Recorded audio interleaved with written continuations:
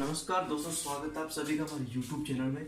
दोस्तों, मैं आपको आज बताऊंगा उपसर्ग और उपसर्ग के भेद के बारे में कि हिंदी में उपसर्ग के भेद कितने होते हैं, इसको कैसे लिखा जाता है, इसके बारे में बताऊंगा। दोस्तों, अगर आप चैनल पर नए तो चैनल को लाइक एंड सब्सक्राइब जरूर कर लें। दोस्तों, ये आज जो आपके उपसर्ग है वो हमारे स्टेनोग्राफर, रीट, LDC इन सब में काम आने वाली एक महत्वपूर्ण चीज़ है जो मैं आपको आज बताने जा रहा हूँ। जी हाँ दोस्तों, तो हम चलते हैं उपसर्ग के बारे में कि उपसर्ग की परिभाषा क्या है। सबसे पहले हम देखते हैं उपसर्ग की परिभाषा के बारे में। उपसर्ग की परिभाषा,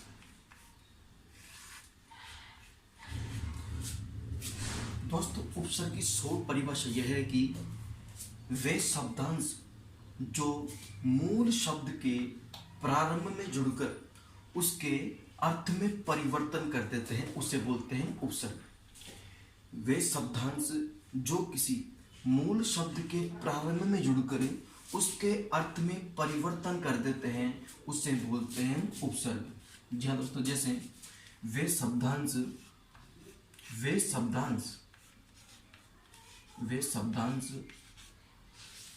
जो किसी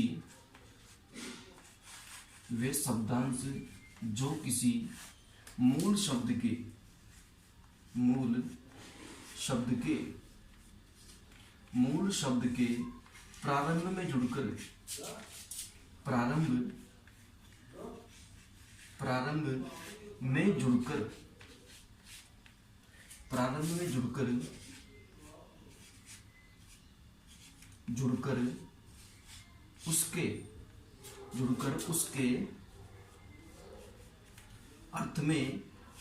उसके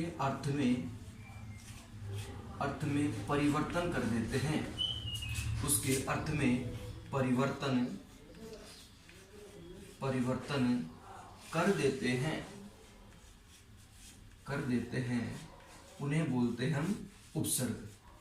जी हाँ दोस्तों, ये परिभाषा जो आपके सामने है बिल्कुल शॉर्ट तरीके से मैंने आपको बताई है कि वे शब्दांश जो किसी मूल शब्द के प्रारंभ, सबसे महत्वपूर्ण शब्द है प्रारंभ, में जुड़कर उसके अर्थ में परिवर्तन कर देते हैं उसे बोलते हैं उपसर्ग। दोस्तों, जो ये परिभाषा है वो शॉर्ट रूप से बनाई गई है कि वे शब्दांश जो किसी मूल शब्द के प्रारंभ में जुड़कर उसके अर्थ में परिवर्तन कर देते हैं उसे बोलते हैं उपसर्ग। जैसे मैं आपको एक उदाहरण देकर बता रहा हूँ। जैसे हम कोई मूल शब्द लीजिए, जैसे हार है, जैसे कोई शब्द है हार। दोस्तों, हार का अर्थ होता है पराजय। हार का अर्थ होता है पराजय या गले का आभूषण। पराजय या गले का आभूषण। गले का आभूषण। दोस्तों, आपके सामने एक मूल शब्द है हार। हार का अर्थ होता है पराजय या गले का आभूषण। गले का आभूषण। आपके सामने जो शब्द है यह एक मूल शब्द है। अगर इसी शब्द में परिभाषा के अनुसार किसी मूल शब्द के प्रारंभ में जुड़कर उसके अर्थ में परिवर्तन कर देते हैं, जैसे हम इसी मूल शब्द के आगे हम कोई उपसर्ग लगा देंगे, जैसे वी उपसर्ग है, यह लगा देंगे तो इसका अर्थ हो जाएगा विहार। क्या हो जाएगा? विहार। जब हम हार शब्द के आगे कोई वी उपसर्ग लगा देंगे तो उसका अर्थ हो जाएगा विहार। और विहार का अर्थ होता है घूमना। विहार का अर्थ होता है घूमना। विहार का अर्थ होता है घूमना। दोस्तों, जिस प्रकार से हमने कोई मूल शब्द जैसे हार है, हार के पहले हम कोई उपसर्ग लगा देंगे तो उसका अर्थ में परिवर्तन हो जाएगा। यह परिभाषा के अनुसार मैं आपको बता रहा हूँ। जैसे हार के आगे हमने जैसे वी लगाया तो इसका अर्थ हो गया विहार, और विहार का अर्थ होता है घूमना। दोस्तों, इस तरह से ये उपसर्ग लगाए जाते हैं। जैसे कोई दूसरा शब्द लेते हैं, जैसे हम वी प्लस अव प्लस हार।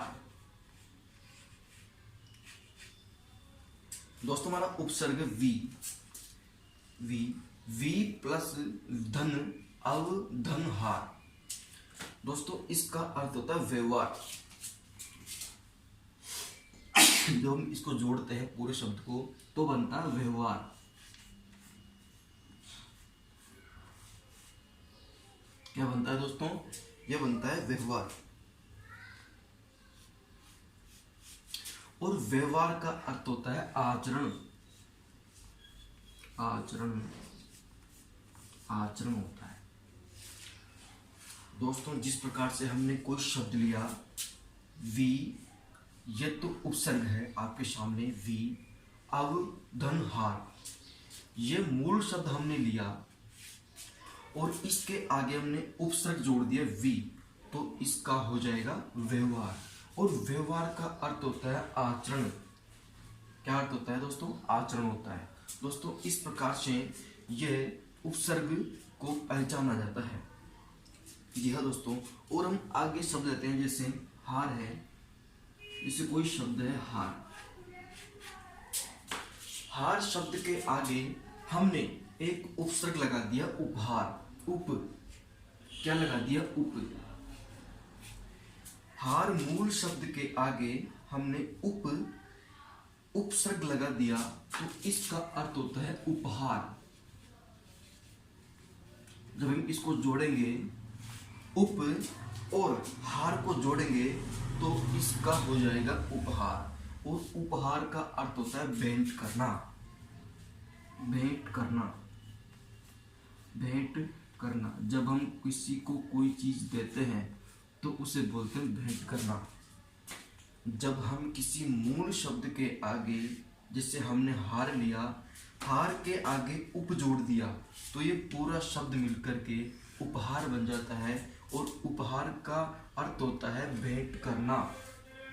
दोस्तों इस प्रकार से उपसर्ग को पहचाना जाता है। जिससे दूसरा शब्द लेते हैं हम, हार है, हार के आगे हम जोड़ देते हैं सम। क्या बोल देते हैं? सम जोड़ देते हैं। सम जोड़ देते हैं। सम एक उपशब्द है और हार एक हमारा मूल शब्द है। दोस्तों जब हम सम और हार को मिलाएंगे तो ये हो जाएगा संहार। क्या हो जाएगा दोस्तों? ये हो जाएगा संहार। जब हम सम और हार को जोड़ेंगे तो ये हो जाएगा संहार। और संहार का अर्थ होता है मारना। मारना।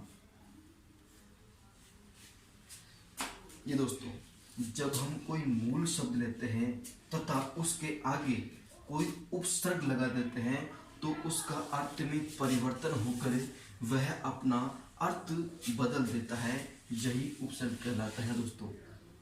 जी हाँ दोस्तों, ये आपको समझ में आ चुका होगा। दोस्तों अगर आपको इसमें कोई भी दिक्कत हो या परेशानी हो तो आप कमेंट्स बॉक्स में लिखकर पूछ सकते हैं, मैं आपके क्वेश्चन का जरूर उत्तर दूंगा। जी हाँ दोस्तों अब हम बात करेंगे उपसर्ग के भेद के बारे में, कि उपसर्ग की परिभाषा हमने अध्ययन कर ली और अब पढ़ेंगे उपसर्ग के भेद के बारे में, कि उपसर्ग के भेद कितने हैं। उपसर्ग के भेद कितने हैं?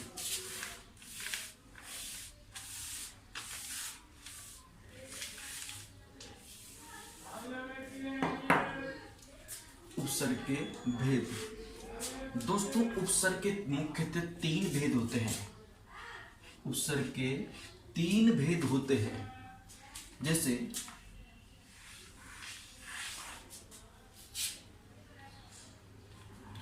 तत्सम। तत्सम दोस्तों, तत्सम को संस्कृत के नाम से भी जाना जाता है। संस्कृत या मूल शब्द, या मूल शब्द। दोस्तों आपके परीक्षा में कौन सा भी शब्द आ सकता है, तत्सम, संस्कृत और मूल, इन तीनों का अर्थ एक ही होता है दोस्तों। दूसरा आता है हमारा हिंदी, हिंदी तद्भव, तद्भव उपसर्ग, तद्भव उपसर्ग, तद्भव उपसर्ग। जी हाँ दोस्तों, और तीसरा हमारा आता है विदेशी शब्द, विदेशी उपसर्ग, विदेशी, विदेशी उपसर्ग।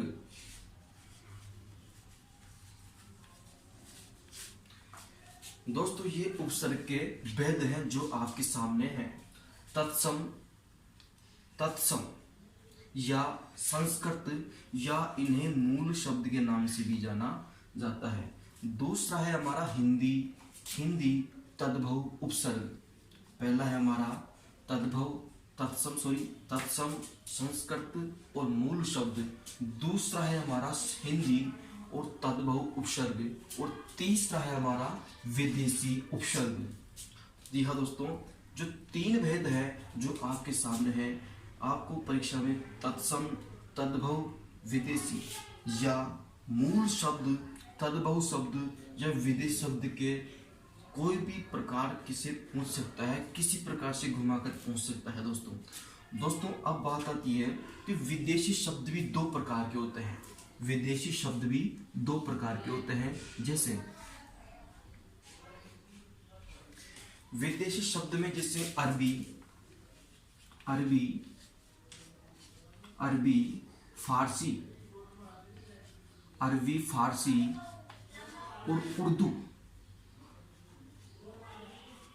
उर्दू, उर्दू उपसर्ग।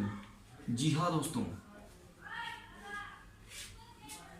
विदेशी शब्द भी दो प्रकार के होते हैं, जिनमें एक प्रकार है अरबी, फारसी और उर्दू, और एक प्रकार है अंग्रेजी के उपसर्ग, अंग्रेजी के, अंग्रेजी के उपसर्ग।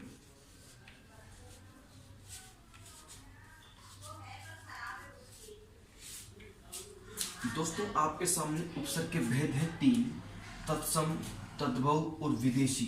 ये तीन भेद है जो उपसर्ग के मुख्यतः तीन भेद माने जाते हैं। तत्सम, तद्भव या विदेशी या संस्कृत के मूल शब्द हिंदी और विदेशी शब्द, ये उपसर्ग के तीन भेद है। इनके प्रकार एक एक ही है, हिंदी और संस्कृत के। लेकिन विदेशी शब्द के भी दो प्रकार होते हैं, अरबी, फारसी और उर्दू, ये एक प्रकार है, और दूसरा प्रकार है अंग्रेजी के उपसर्ग।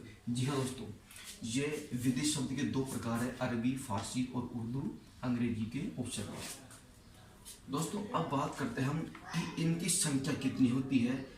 उपसर्ग के भेद तो पढ़ लिए, अब इनकी संख्या कितनी होती है। दोस्तों तत्सम, संस्कृत के जो उपसर्ग है उनकी संख्या होती है 22, इनकी संख्या होती है 22। ये दोस्तों इनकी संख्या होती है 22। तत्सम संस्कृत या मूल शब्द के उपसर्ग की संख्या होती है 22।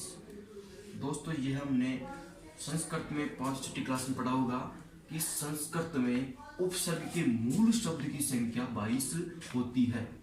दोस्तों हिंदी तद्भव उपसर्ग और विदेशी उपसर्ग, जिसमें अरबी, फारसी, उर्दू और अंग्रेजी के उपसर्ग आते हैं, इन दोनों की कोई संख्या फिक्स नहीं है। दोस्तों एक महत्वपूर्ण बात मैं बता देता हूँ, हिंदी के उपसर्ग और विदेशी के उपसर्ग, इन दोनों की संख्या फिक्स नहीं है। ये कितने भी प्रकार के हो सकते हैं। मूल शब्द के पहले जुड़कर उसके अर्थ में परिवर्तन करने को ही उपसर्ग कहते हैं। संस्कृत के उपसर्ग की संख्या फिक्स है, लेकिन हिंदी तद्भव उपसर्ग और विदेशी उपसर्ग के शब्दों या उपसर्गों की संख्या फिक्स नहीं है। दोस्तों ये परीक्षा प्रश्न आ चुका है, और ये प्रश्न भी आ चुका है परीक्षा में। जी हाँ दोस्तों,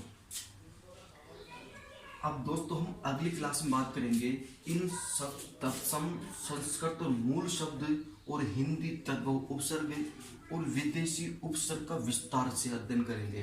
तब तक के लिए दोस्तों धन्यवाद। दोस्तों अगर आपको वीडियो अच्छा लगे तो लाइक एंड सब्सक्राइब जरूर करें। और अपने दोस्तों के साथ शेयर जरूर करें। थैंक यू दोस्तों।